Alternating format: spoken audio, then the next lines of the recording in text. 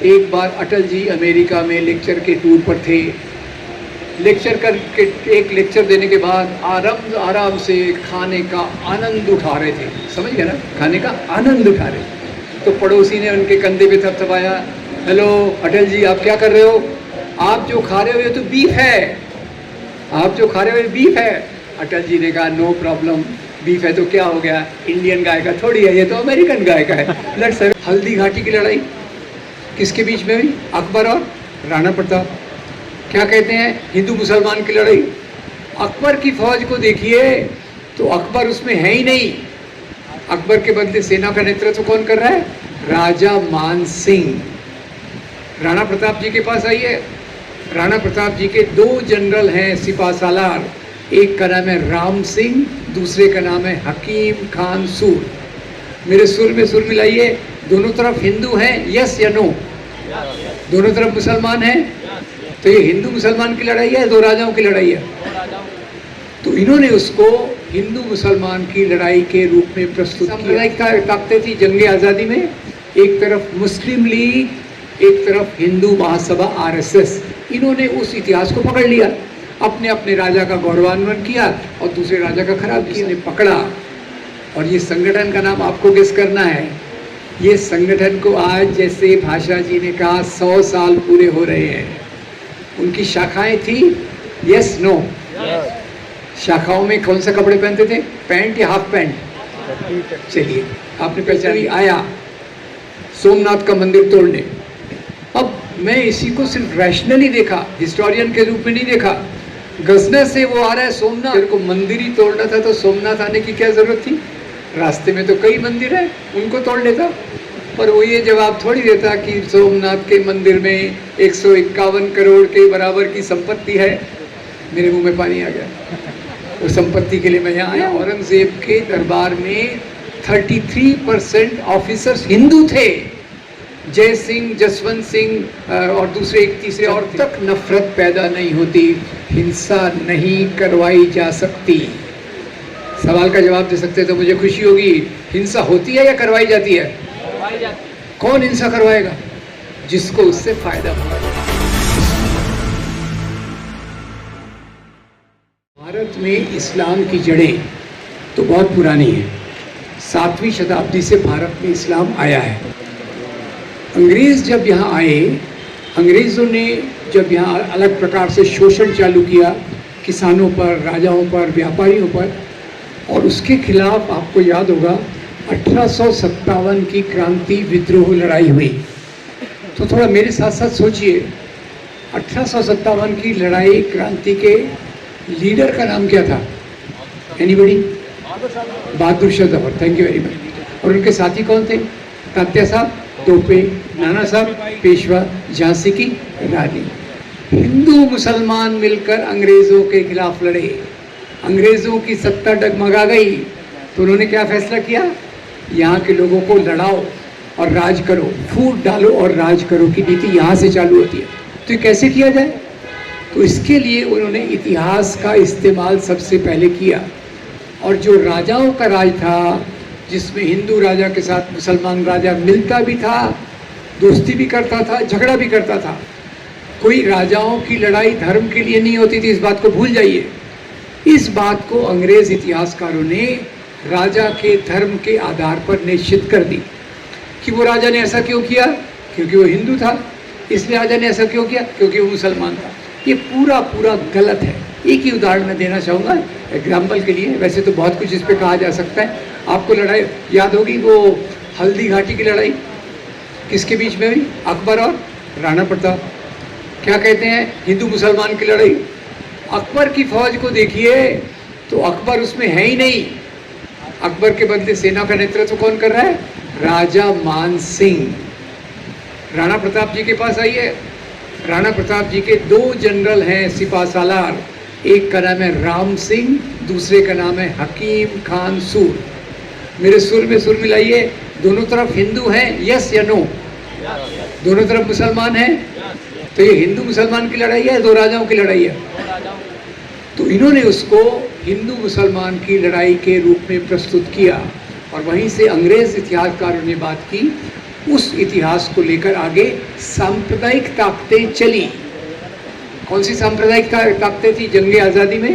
एक तरफ मुस्लिम लीग, एक तरफ हिंदू महासभा आरएसएस।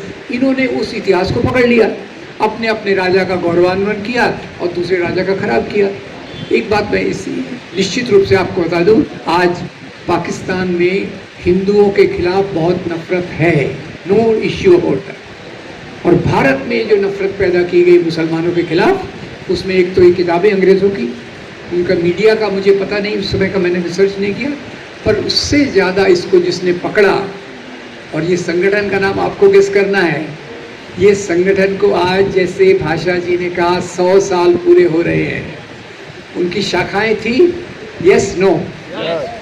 शाखाओं में कौन सा कपड़े पहनते थे? पैंट या हाफ पैंट? चलिए आपने पहचान लिया। तो शाखाओं में क्या पढ़ाते थे?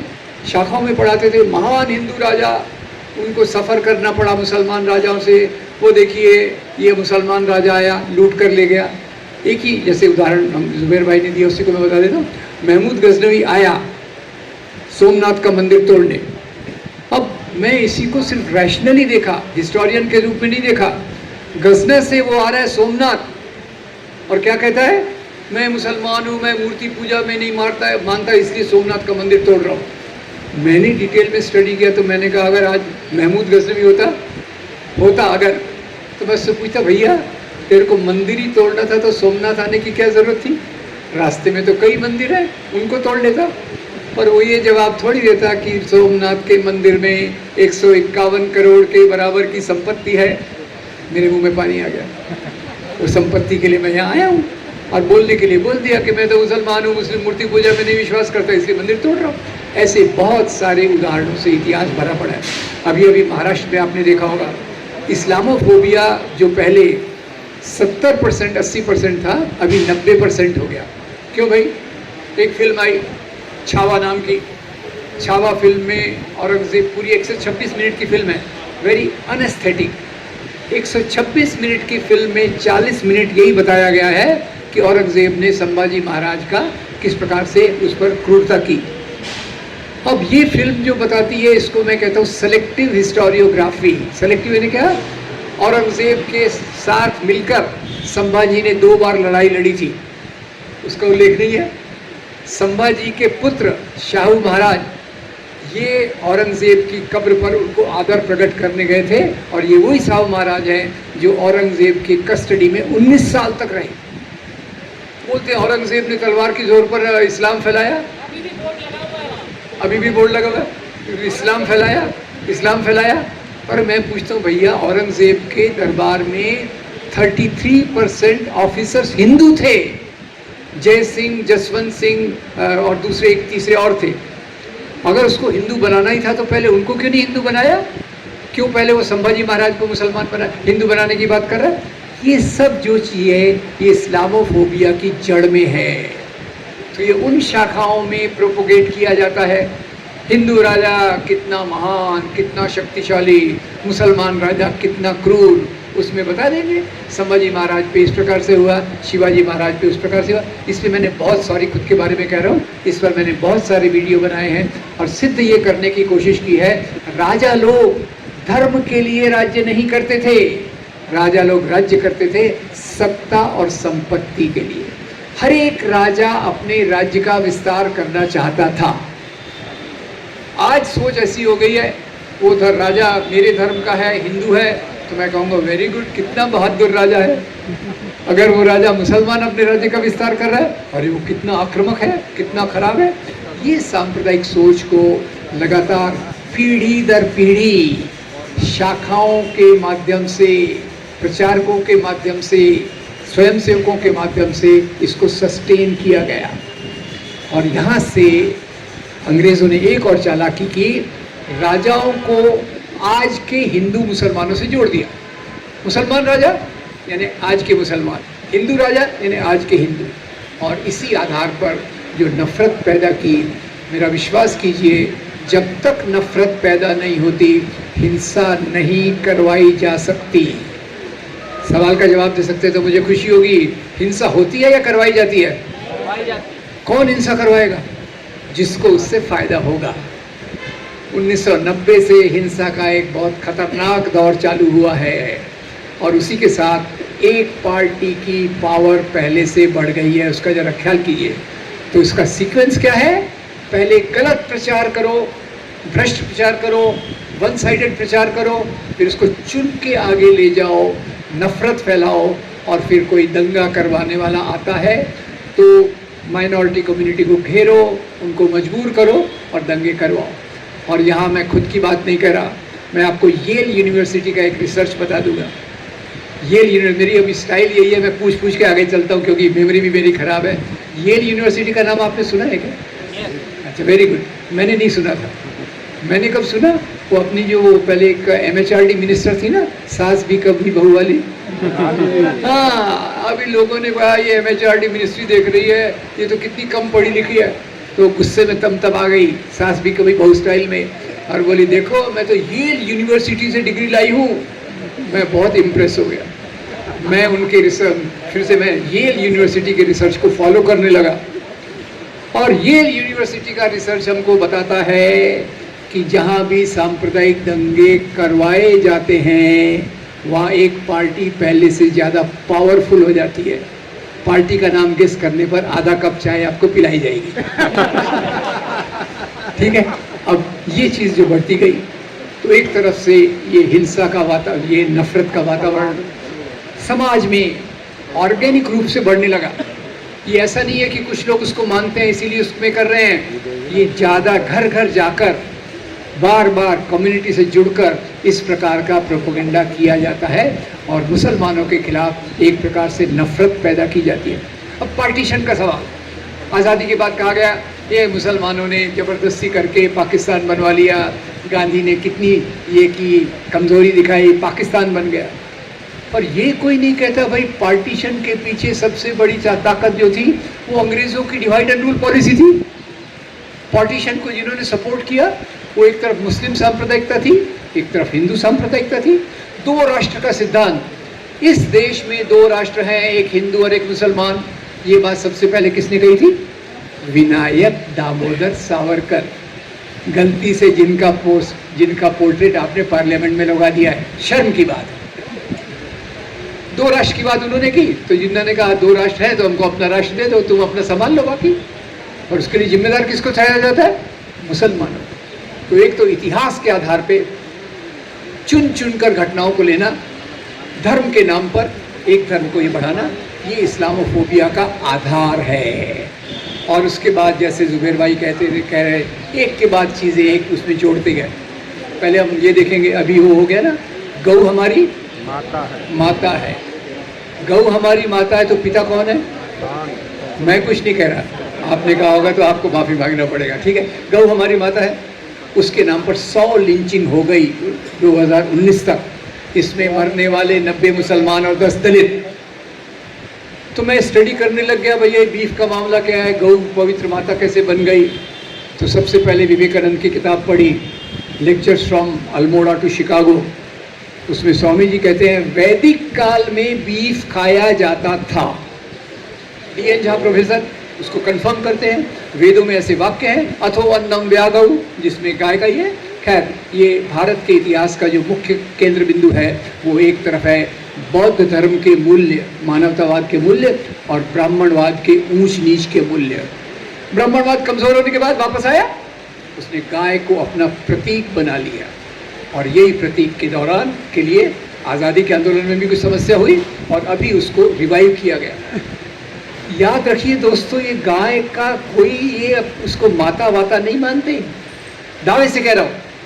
राजस्थान में जब बीजेपी की सरकार थी, हिंगोनिया में एक गौशाला में सैकड़ों गाय भूख से, बीमारी से, कीचड़ में डूबकर मर गई। मैं बहुत व्यथित हो गया। मैंने कहा हो क्या रहा है? एक तरफ तो बोलते हैं हम गौशाला बनाएंगे, गौ की रक्षा करेंगे, दूसरी तरफ हो क्या रहा है? तो मुझे उसका जवाब मिला कि ये केवल राजनीतिक एजेंडा है। और वो कैसे पता चला आपको पता है?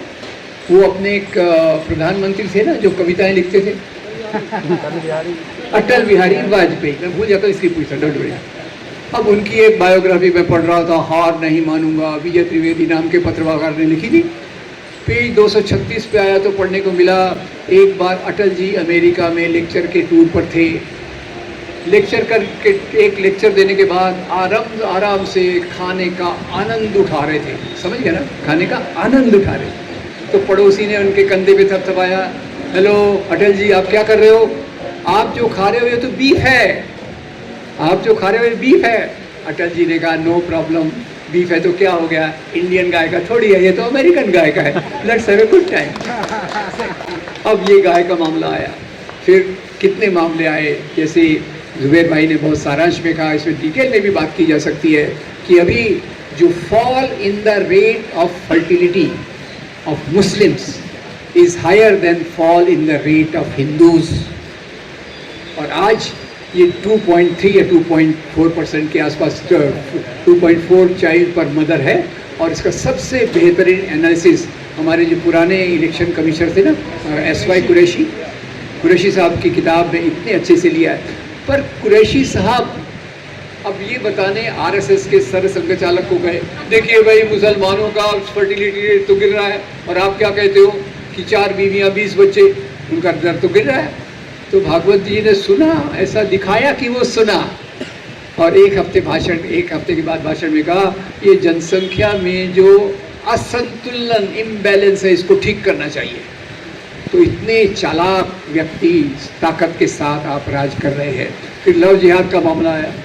अब मैं तो काफ़ी बूढ़ा हो गया हूँ, पर एक समय बात करते थे प्यार कोई सीमाएं नहीं देखता, धर्म की, जाति की, देश की, शहर की, गांव की, उस समय हम याद करते थे, फिर से याद आ रहा है। अब ये सवाल जो इस्लामोफोबिया का है, मेरे पहले के मित्रों ने बहुत अच्छे से बताया, इसका बढ़ते बढ़ते बढ़ते, मेरा मेडिकल बैकग्राउंड भी है, सॉरी खुद के बारे में बता रहा हूँ, तो इसकी तुलना केवल कैंसर से की जा सकती है। आशुतोष जी ने बोला, मैं इसी को ये करके रहा हूँ, कैंसर से क्यों की जा सकती है? कैंसर शुरू में होता है ग्रेड 1 इलाज कर सकते, ग्रेड 2 इलाज कर सकते, 3 में संभावना है, 4 में बहुत डिफ़िकल्ट हो जाता है। और वो ग्रेड 4 में ये कैंसर आ गया। इसका उदाहरण मैं बताता हूँ अभी बम्बई से। बम्बई में भगवान राम की शोभा यात्रा निकाली गई। अभी तक क्या था? तलवार, हथियार, ये सब लेकर चलना। इस बार डीजे और अश्लील गाने, वल्गर सॉन्ग्स, रामनवमी का उत्सव, और उस पर वल्गर सॉन्ग्स ये कर रहे हैं। और फिर दूसरी तरफ से, ये भी मेरा एक फेवरेट टॉपिक है, हमारे यहाँ बाबा लोग बहुत होते हैं। बाबा 25-26 साल के भी उम्र के कभी बाबा बन गए, तो अभी वो हिंदू गांव बनाने जा रहे हैं। तो किसी ने मजाक में कहा, भैया हिंदू गांव तो बना रहे हो, पर वहाँ एक मस्जिद भी बनाना। क्यों? नहीं तो रामनवमी और उत्सवों पे लोग जाके नाचेंगे कहाँ? आजकल मंदिर के सामने तो कोई नाचता नहीं है, तो एक मस्जिद भी आप बना लेना। तो इतनी गैर संवैधानिक बातें हो रही हैं। और एक बात और जो अभी तक चर्चा में नहीं आई, इस्लामोफोबिया को पिछले 30 साल में ज़्यादा हवा मिली है। भारत के अंदर राम मंदिर का मुद्दा और दुनिया में आतंकवाद का मुद्दा। आतंकवाद का इस्लाम से कोई लेना देना नहीं है। आतंकवाद तेल के कुओं पर कब्जा जमाने के लिए अमेरिका ने शुरुआत की, अलकायदा को खड़ा किया, ISS को खड़ा किया, और अमेरिकन मीडिया, यहाँ देखिए अमेरिकन मीडिया का गंदा रोल, उसने एक शब्द क्वाइन किया, इस्लामिक टेररिज्म। इस्लामिक टेररिज्म शब्द ये और कहीं से नहीं आया, और पहली बार आया। आतंकवादी तो LTT वाले भी हुए, आयरिश रिपब्लिकन और आर्मी वाले भी हुए, बहुत सारे हुए, पर इस बार इस्लामिक टेररिज्म के नाम पे जो बात आई, उसने भी यहाँ के इस्लामोफोबिया को बढ़ावा दिया है। अब मुख्य मुद्दा, जैसे भाषा जी ने कहा, सवाल तो ये है कि इस्लामोफोबिया कोई सतही बात नहीं है, ये हमारे राजनीति का, कुछ लोगों के हाथ में ये एक राजनीतिक हथियार है। इस्लामोफोबिया के माध्यम से वो अपना पावर, अपनी सत्ता और अपने मूल्यों को ज़्यादा बढ़ाना चाहते हैं, और वही काम के लिए अगर हमको विरोध करना है तो ये चीज़ों को जनता तक पहुंचाना बहुत ज़रूरी है। जॉन दयाल साहब ने कहा चीज़ों का मुकाबला उसी समय करना चाहिए। कई अभी काफ़ी मीडिया को काफ़ी क्रिटिसाइज़ किया गया है, पर मैं कुछ तारीफ भी करना चाहता हूँ। कुछ चैनल्स हैं, YouTube चैनल्स, जिनमें काफ़ी विश्वसनीयता है, जो बातों को ईमानदारी से लोगों तक ले जा रहे हैं। तो पहली बात तो ये है कि ये चीज़ों को लोगों तक, ईमानदारी तक ले जाना ज़रूरी है। ये कैसे होगा? घर घर में, मोहल्ले में, बस्तियों में लोगों से मिलकर हमारे कार्यकर्ता बताएं कि भाई मुस्लिम राजा, हिंदू राजा, क्या समस्या थी, हिंदू मुसलमान इस्लाम धर्म क्या बोलता है। जहाँ हिंदू धर्म कहेगा वसुधैव कुटुंबकम, इस्लाम कहेगा अपने पड़ोसी का ख्याल रखो, नहीं तो जन्नत के दरवाजे आपके लिए नहीं खुलेंगे। धर्म के मूल्यों में ज़्यादा फर्क नहीं है, जो फर्क है वो इनके राजनीतिक मुद्दों पे है, पहचान के मुद्दों पर है। मेरी मंदिर, मेरा मंदिर, तेरी मस्जिद, मेरी धर्म किताब, तेरी धर्म किताब, उस मुद्दे पर ये झगड़ा लगाते हैं और उसके आधार पर सत्ता में आते हैं। तो ये जो रास्ता है इस्लामोफोबिया का, वो एक ऐसे राष्ट्र की तरफ हमको ले जा रहा है या ले जा चुका है, इसके बारे में आप विश्लेषण कीजिए, जो हमारे संविधान के मूल्यों के पूरे पूरे विरोध में है। हमारा संविधान कहता है, जो महात्मा गांधी एक सरल वाक्य में कहते हैं, ईश्वर अल्लाह तेरो नाम। ये देश सब लोगों का है। ये देशी विदेशी क्या होता है भाई? 15 अगस्त 1947 के पहले इस समय क्या देश की बाउंड्री थी? देश की बाउंड्री बनी, दुर्भाग्यवश विभाजन हुआ। इसके पीछे एक राजनीति है और यहाँ मैं नेहरू जी को आपको कोट करना चाहता हूँ। धर्म के नाम के होने वाली राजनीति ये लोकतंत्र के लिए खतरनाक होती है। भारत में जो मेजॉरिटी कम्युनलिज्म, समझ जाइएगा, मेजॉरिटी कम्युनलिज्म ये अपने आप को राष्ट्रवाद के रूप में प्रस्तुत करेगा।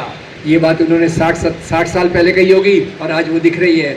और जो माइनॉरिटी कम्युनिज्म है वो अलगाववाद के रूप में आ सकता है, इस बात को याद रखिए। और यही जो मैंने इतिहास की बातें कही, उसमें सबसे ज़्यादा जो आधार मैंने लिया वो महात्मा गांधी की किताब हिंद स्वराज का लिया, नेहरू की किताब डिस्कवरी ऑफ इंडिया से लिया, और एक रिकमेंडेशन आपको देते जाता हूँ। इतिहास की बहुत सारी चीज़ें आती हैं, वक्त नहीं है, क्या किया जाए? तो नेहरू जी की 800 पेज की किताब है डिस्कवरी ऑफ इंडिया, पढ़ लीजिएगा। मुश्किल है मुझे मालूम है, पर यही किताब आपकी जेब में है, जेब में है। भारत एक खोज, श्याम बेनेगल के सीरियल के रूप में, ब्रिलियंट सीरियल, भारत की मिली जुली बातों को बताता है। आज ये कोई नहीं बताता कि कैसे अभी जो त्यौहार मनाए जा रहे हैं, हिंदू अलग है, मुसलमान अलग है। मुझे बहुत खुशी हुई कि अशोक कुमार पांडे जी अभी यहाँ नहीं, चले गए जल्दी, पर उन्होंने भी इफ्तार पार्टी का शायद आयोजन किया था।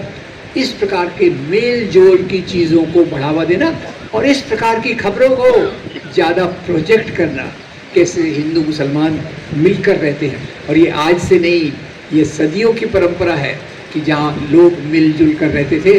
और इसीलिए नेहरू ने इस शब्द का इस्तेमाल किया था, गंगा जमुनी तहजीब। खाने पीने में हो, संगीत में हो, किताबों में हो, साहित्य में हो, भारत में उर्दू भाषा के उदय में हो, ये सब हमारे मेल जोल का परिणाम है। और आज जब उर्दू भाषा के खिलाफ एक मुख्यमंत्री ने बयान दिया, 25-30 शब्दों का था, 25-30 शब्दों का बयान वो उर्दू में दे रहे थे, उर्दू के खिलाफ दे रहे थे, और उस वाक्य में 8 शब्द उर्दू के थे। Thank you very much. ये हमारा मामला है यहाँ। तो सवाल है दोस्तों, इस्लामोफोबिया, जैसे हमारे किसी दोस्त ने कहा, ये केवल मुसलमानों का प्रॉब्लम नहीं है, ये प्रॉब्लम हमारे देश का है, हमारी सभ्यता का है, हमारी संस्कृति का है, हमारा संविधान का है। और हम सब लोग जो मीडिया में हैं वो तो बहुत अच्छा रोल प्ले कर सकते हैं, जो मीडिया के बाहर हैं वो भी इस प्रकार का रिसर्च स्टडी करके ऐसे सामाजिक संगठनों तक ले जाएं जो दूर दूर तक लोगों से जुड़े हैं। तभी हम इसका मुकाबला करके एक बेहतर भारत की ओर जा सकते हैं। Thank you very much.